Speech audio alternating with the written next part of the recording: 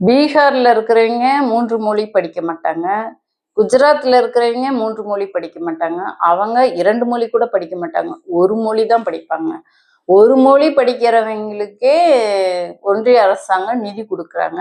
அப்ப தமிழ்நாட்டுக்காரங்க என்ன இளிச்சவாயங்களா? முட்டாளுங்களா?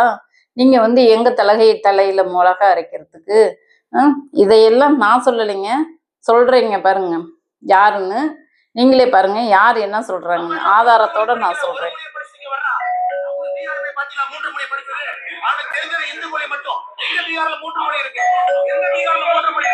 குஜராத்லயே 3 மொழி படிச்சுட்டு தமிழ்நாட்டுக்கு வேலைக்கு வரான்னு சொன்னீங்க. நீ குஜராத் போய் பாத்தீங்க அவன் 3 மொழி படிச்சத? அவன் பீகார்ல போய் 3 மொழி படிச்சத பாத்தீங்க? பாத்துக்கோங்க. பீகார்ல போய் 3 மொழி படிச்சத ஒரு மொழியை படிச்சவங்களுக்கு நிதி கொடுப்பாங்களாம். ஆனா நம்ம மட்டும் 3 மொழி படிக்கணும். அவங்க 2 மொழி கூட படிக்க மாட்டாங்க. இப்படியெல்லாம் ஏமாத்திக்கிட்டு நம்ம என்ன தமிழர்கள் என்ன இழிச்சுவாங்களா?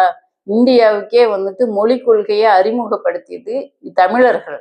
மொழிக்குன்னு ஒரு கொள்கை இருக்கு. அந்த கொள்கையை காப்பாத்துறதுக்காக இன்னுயிரின் ஈன்றதுதான் இழந்ததுதான் இந்த தமிழ் இனம். இதை தெரியாம எங்ககிட்ட உங்க திமிரை காட்டிட்டு இருக்கிறீங்க, உங்க ஆணவத்தை காட்டிட்டு இருக்கிறீங்க. வெகு விரைவில் தமிழ் மக்கள் உங்களுக்கு முடிவுரை எழுதுவாங்க.